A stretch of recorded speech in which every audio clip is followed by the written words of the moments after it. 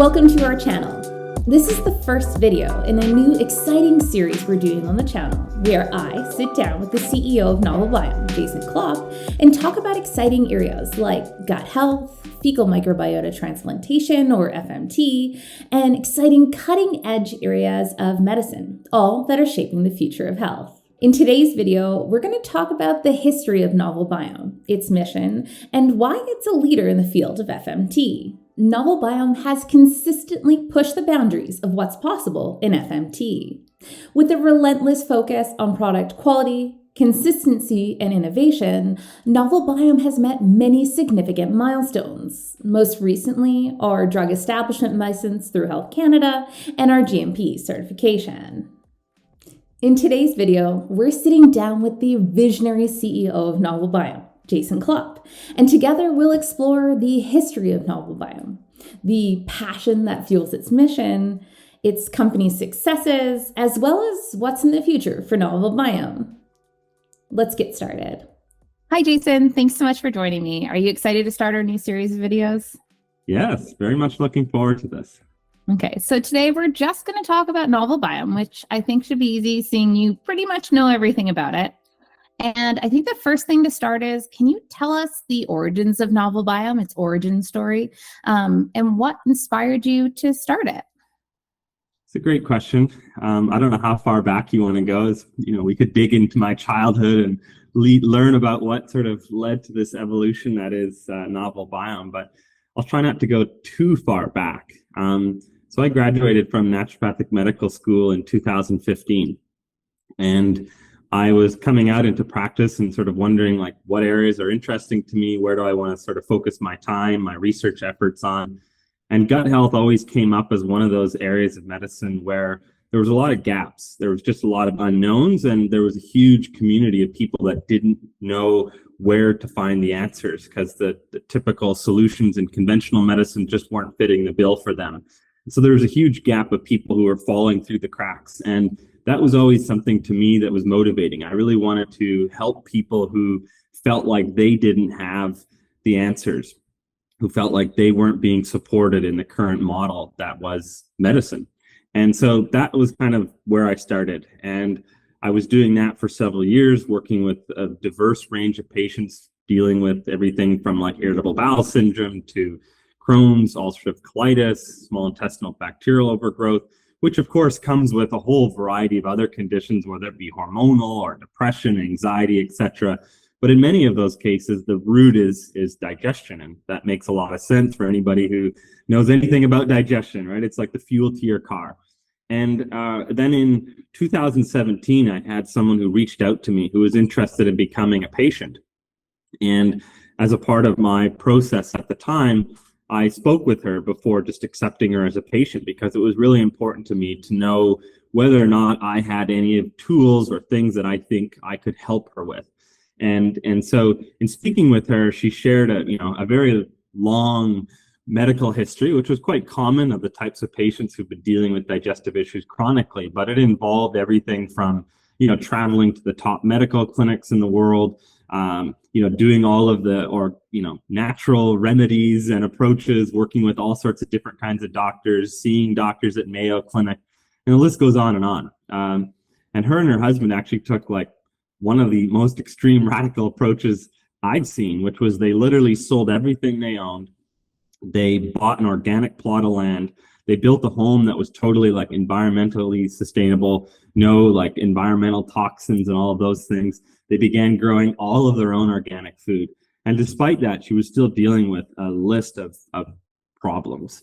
And I told her, I said, I'm sorry, but I just don't feel like there's anything I can do that's different than all of the things you've already done and tried. And I don't want to lead you on a path of kind of giving you false hope.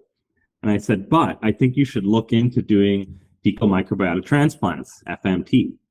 And she was like, oh my goodness, Dr. Klop, I would love to. I've heard about it, but the only place that I can make it, find it is to travel overseas. And given her health condition, that just wasn't an option. So she, begged me in essence to find a way to make FMT more accessible. And that accessible part is really the core thread that takes us back from 2017 to modern day 2024, was just making FMT more accessible. And so at that point, I got started with offering FMT in partnership with another doctor who had a lot more experience. And we then began, treating patients with chronic diseases, and we expanded over time to multiple clinics around the world. And, it takes us where we are today, which maybe we can get into later. But yeah, it was really one of those where there was a real need from a patient. And I just felt like it was the right thing to do, was to step up for her and many other like her, because she just represented the broader community of people who needed the help but couldn't find it. And FMT is such a safe and reliable option for those who find themselves in that type of a position. Perfect. And then I think hearing this story, I think one of the important things maybe to talk about are what are some of the challenges you faced starting this process? Because since 2015, 2017 to now, FMT has changed a lot. And then how through all of that have you stayed true to that mission of making FMT accessible? Yeah, I mean, it's evolved so much. There's very few practitioners doing this. And so at many points and junctures along the way, you kind of feel like you're on an island in some sense. Like there's just not a lot of interaction between the groups that are involved. I feel like in medicine, sadly, there's a lot of competition. I mean, that is the fact for business, and that's partly what drives the development of new ideas. But it's not like you can just open up a book and say, okay, here's how you make an FMT product. So a lot of it was investing a lot of time and energy into researching and developing ideas and products, which, for us at this point has now led to the development of a patent for one of the formulations that we have. And so there was that challenge along the way of just figuring out how to do this. And there was a lot of trial and error. And thankfully patients, were patient along the way. Just as an example, we started out just doing enemas, because at that point, that was really what was done. There was not a lot of other alternatives. It was basically enemas, or in the conventional setting, gastros were doing colonoscopies, some endoscopies or other forms. But really the modern day, what we're doing now with capsules was just not all that popular. And we helped to push that development over time.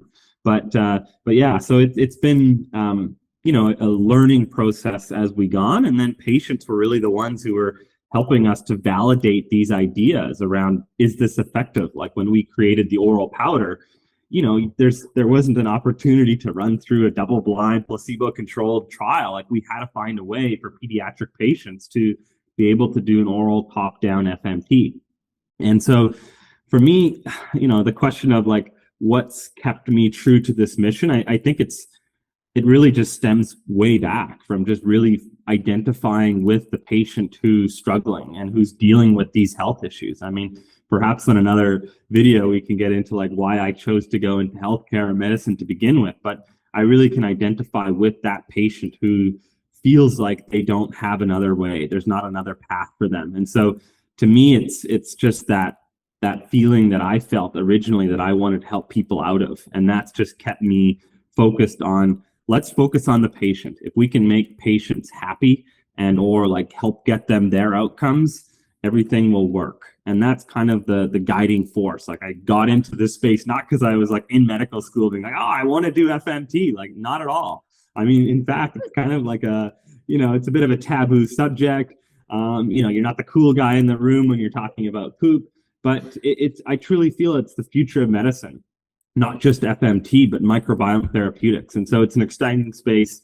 And just on a personal note, I enjoy being more on the cutting edge of things, more someone who's like leading the path, trailblazing, as opposed to being sort of just another person regurgitating what everyone else is doing. For me, that just sounds and feels boring, and I try to avoid things that are boring.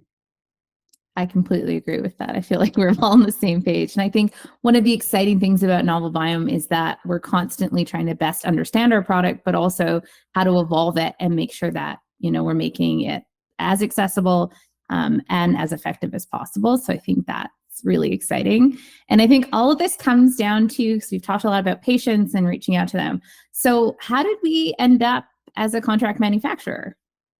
Yeah, that's a great question. I mean, so when I started out, I was really just focused on the treatment side of things, and I worked with another lab who was producing the product. We ran into an issue where at some point they couldn't meet up with the demand that we had, and I wanted to make innovations on the product types to make it, more easy to transport and easier to take and these types of things. And so we then branched into doing our own manufacturing, which started in 2020. It was perhaps the worst year of any to try to find lab supplies and all of the consumables just based on what was happening at that time. And so that's kind of what pushed me to start doing it in-house. And then from there, we just had to keep iterating on coming up with different, better approaches and ways of doing things to improve the efficacy, to improve the concentration of bacteria per dose, and so on and so forth. And really, I was involved in the treatment side for a long time. And with this mission of expanding access to FMT, I realized we've figured out how to treat. We've figured out the treatment, the types of doses that work well for patients, the protocols that work well for the varied conditions that we were seeing and where FMT was responding. And so it seemed like the next most logical thing was to do to try to expand access was not to just pop up more clinics around the world. It was to help educate more doctors and help educate the general public, but more specifically the doctors who can implement this into their clinical practice, and where we can use our clinical experience and the research that we've gone into to get to this point to share that. So at this point, it's really now about educating doctors and giving them access to these high quality, safe and effective FMT products. Because at this point, the hard part's not treatment. The hard part is identifying good, healthy donors, screening them appropriately, and then running them through all the manufacturing, which in this case, at this juncture, is in a GMP facility, which is a really, the highest level to achieve in lab manufacturing. That's awesome. And I think we'll probably do a whole video on donor screening and manufacturing, because I think to get a full understanding of how all that works, it's a deep dive. But I appreciate that, because getting into GMP, and you have to think about what we're making. So to be in a GMP clean facility, making products, making a pharmaceutical, but it's starting with stool, you have to think about all of the procedures and stuff that go into play there. So it's a really exciting journey. It's been fun to watch from this side of it. And I love that one of our big things is not just educating doctors. We spend a lot of time. It's a whole process of getting to really understand the products, but also we make an effort to provide education, like here, just around what FMT is and kind of what gut health is. So, well, and just to capitalize on that, I think, everybody sort of appreciates that healthcare needs to evolve, and not only healthcare, everything, right? Our food, our water, everything could be improved, be cleaner, be higher quality. And oftentimes consumers in some ways feel helpless about making change or helping to create change, but the consumers absolutely can drive change. And a lot of doctors that are currently working with us came to us because a patient said, hey, you got to look into this, or I'm interested in this, or have you read about this? And so patients and consumers absolutely drive change. And so that's something I think that is important for us at Novel Biome, is to educate the patient and the consumer, because they're the ones who will drive the healthcare industry and healthcare providers and doctors to change their approach to medicine and how things are done. So I think it's a multi-pronged approach, but absolutely, there's patients and consumers have absolute control over the direction of medicine. And the more that we as consumers advocate for these changes, the better we're all going to be. That's awesome. And then I guess we talked a little bit about GMP. So can you just walk us through the really big, significant milestones that Novel Biome's been through over the years, or you can even just focus on most recently? And when you look back, what are you most proud of? Yeah, the big one was getting started. It was that sort of push by this original patient who was interested in getting help. And so that was a big step. At the time, I didn't realize the journey and the path that it was going to take me and ultimately Novel Biome and everyone who's invested interest in it on the way. But that was a big step. And then getting over the hurdles of creating our own lab and developing our own product was another big hurdle. And then expanding the number of clinics and locations people could travel to access treatment was a big step. The largest hurdle to date, other than some of the detractors and negativity we've had to deal with along the way, is really getting what we now have as a drug establishment license. So we've worked with Health Canada, and it's been like a 2-year journey to get what's called a drug establishment license. And this is something that manufacturers of a drug product need to have. Now, I still, speaking it out, it still sounds funny, calling fecal microbiota transplant a drug, but it's regulated as a drug. And so we call it a drug. And so coming from this, naturopathic medicine space to now being a drug manufacturer is kind of a bit of a paradox, but an interesting path for sure. And a part of being a drug establishment license holder, and the first one in Canada for an FMT lab, is that we're now a GMP facility. And that just includes a lot of checks and balances and a delineation between the people who manufacture the product to the people who are overseeing the acceptance of the product initially to the finished product releasing. And it really removes me being in any way involved in any of those processes to ensure there's no conflict of interest. And so it was a challenging milestone to achieve, but it's really rewarding. And being someone who's also, bridging medicine and business, I think regulations are really important, and it makes sure, and it gives the customer or the physician in this case a lot of assurance that there's checks and balances and the product is going to be safe, effective, and reliable. So not sure if that totally answered your question, but the proudest moment, it really just goes back to the patients. I mean, helping to make FMT accessible. I can just go through my email inbox and look at people who just reached out and said, thank you for helping change my life. I mean, that to me is the most meaningful, really is just feeling like we've achieved the goal of helping that person who didn't feel like there was a path or a solution get there.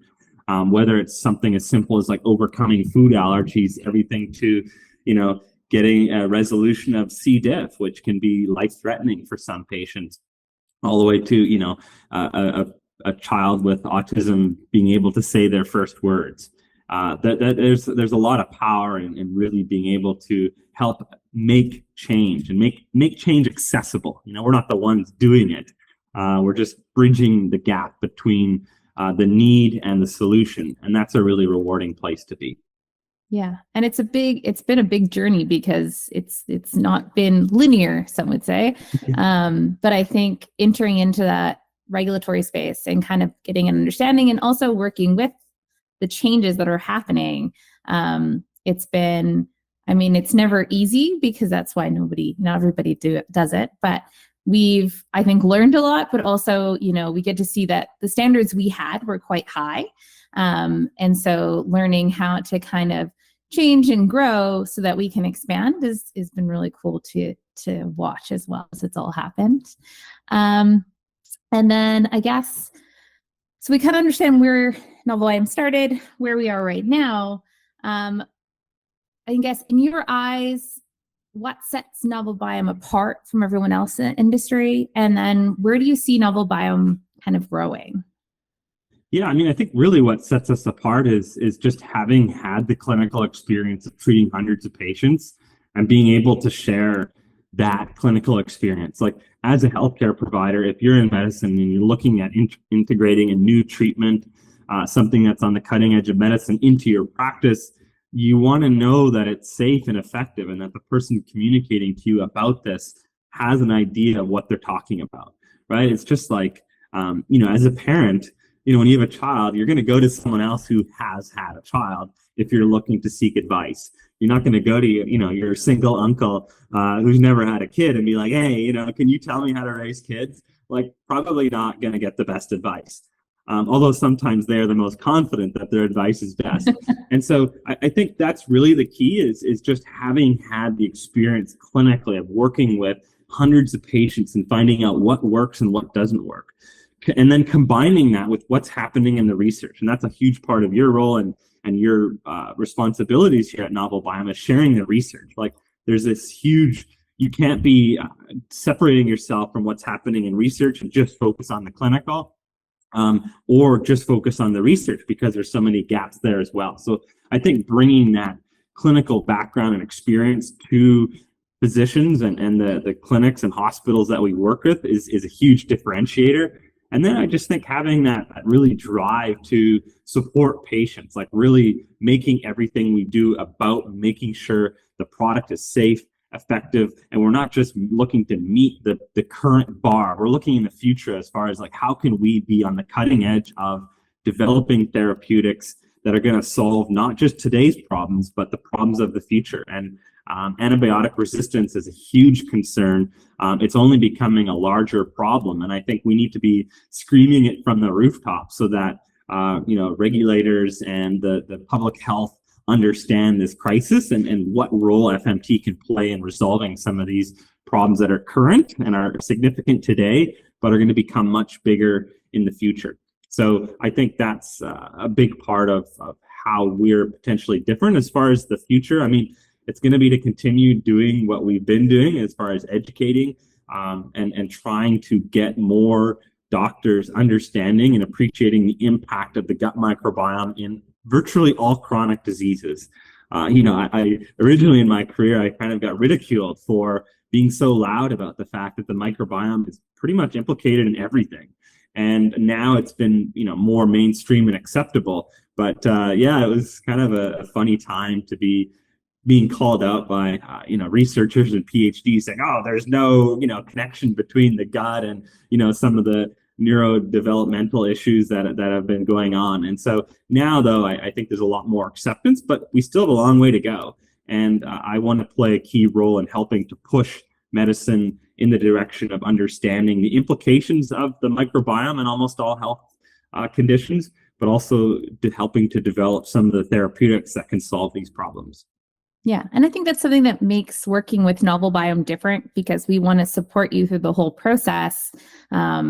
We're your Google in terms of FMT, because we spend a lot of time ensuring that we understand the research and the reading and trying to compile that so people get it. But as well, having seen it in clinical practice allows us to kind of share those troubleshootings that we've already done. And I think that's something that sets working with us apart, is that you don't just get product, you get access to the resources that we have, and us being part of those resources, which is one of the reasons why I think it'll be cool to do these series, because you can get a little bit of an idea of what it's like sitting down talking with us, because we could talk about this stuff all day. And the idea that, for me, I've always been really passionate about the idea of what our body can already do, instead of putting something synthetic in or that's mimicking what our body is already doing. How do we access what it's already, capable of, and just maybe needs a reset? And I think FMT fits really well in there. So it's always been something that I thought was cool. And now I know way more about it than I ever thought I would. So here we are. And then what do you think the vision is for not only Novel Biome, but where do you think gut microbiome as, a focus for treatment, or FMT is going? What's the vision, do you think, in your mind? Yeah, I mean, I think right now we're in the, even though I've been in the space, you've been here for a couple of years now, for what feels like a long time, we're still in the early stages of understanding how FMT works, which patients FMT is most indicated for, what conditions FMT best works in. And so I think the future is really getting to being more precise. So precision medicine, and this isn't just with the microbiome, this is with everything. A lot of the way that medicine has been done and drugs have been studied to date has just kind of been like a very broad or high level understanding of what works and who it works for. But I think as we begin to understand more of the patient phenotype and their genes and their individual microbiome profile, the more we're going to understand how to be more precise about the drugs or the therapeutics or the supplements or the dietary changes that we make for them. Because what works for one person, even male versus female, is not what works for another. And so I think we need to just be much more precise and try to understand on a very individual level what works.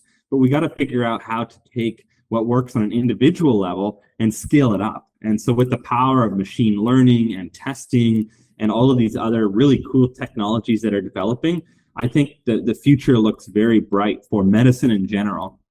And I think we need to do that more for the microbiome, being more precise and understanding what's wrong and how to fix it without, like antibiotics, for example, right? They're just like a nuclear bomb to the gut. They're not very precise. But if we could develop antibiotics that were much more precise, we would spare a whole lot more of the microbiome when we needed to use an antibiotic. And so that's really, I think, how FMT will evolve over time, is us being more precise about how to match a patient to a donor, how to understand what aspects of their microbiome are deficient or missing, and how we can build those portions back, and getting a better, more complete engraftment, as well as understanding what is impacting the microbiome negatively, whether it's in the diet, whether it's something they're doing, what drugs are impacting the microbiome, and how to manipulate those drugs or interventions in a way that are less detrimental. And so the future that I see is if we do need to put a patient on a drug that damages their gut microbiome, we shouldn't wait until everything's fallen apart. We should do the treatments earlier that rebuild the gut microbiome quickly. So we don't even need to go down the road of waiting until their microbiome is destroyed and all of the other downstream effects to their health have taken place. So I think being more proactive about intervention is really the place that we ought to get to. Yeah. And we're starting to see such I think a new viewpoint on what the gut microbiome is and what FMT is doing. But you're right, we still need to understand, how is it doing what it's doing? And if you're looking at the research, I feel like every time I read a new paper, it's like, oh, the gut impacts the lungs and the heart and the liver and the brain and I feel like every time, so we're kind of learning something that I think was something you learn really early when you're doing biology, like systems biology, the idea that it's all connected. I think we're actually seeing that now more in practice, where, it actually is all connected, and why some widespread changes happen, after surgeries or drugs or sicknesses kind of make more sense, because the body is all talking to its partners. And then I think the last one to clue it up, I guess, is what drives you to continue partaking in this space? What's the thing that keeps you going? What gets you up in the morning? Yeah, sometimes I ask myself that same question. It really just goes back to the patients and wanting to create real life-changing solutions for people who are struggling. That to me is still what's driving me. And then just also being on the cutting edge of something that's exciting. It kind of comes with two sides, right? It's both exciting and it's both very challenging. And so it's trying to focus on a future that looks really bright, and that that has a lot of pieces that are exciting about it. And I think that's important on an individual level. Like, we need to all strive to a future where there's possibilities, where there's hope, where there's like a more exciting future where these chronic diseases don't need to exist. I believe we have all of the knowledge we currently need to solve almost all health conditions. And just as you described, like, the body is not an individual piece, right? Like, the heart isn't just the heart without the lungs, and the lungs aren't the lungs without the whole vasculature. And so we as a scientific community and healthcare providers need to come together. And I think if we really do, we can solve pretty much all diseases in time, not all of them today, but we already have the knowledge. And so it's just about working together in a way. And we're trying to do our part in sharing the exciting news about the microbiome and how FMT as a therapeutic can modulate that microbiome for amazing patient outcomes. And so, I think that part's still exciting, and it at this present day still overshadows all of the challenges. Perfect. That's awesome. And I think that gives us a good insight into what Novel Biome is. And I think we'll keep these interesting conversations going. And I think the next one is, I would love to chat more about donor screening and manufacturing, because it is, I wouldn't say always comes off the most exciting, but it really is when you fully understand it and understand the importance of it. Right. And the key here is that's what allows for safety and efficacy. And so that to me is so critical, and so the ground level important piece that we need to have in place. So stay tuned for the next one. Perfect. Thanks.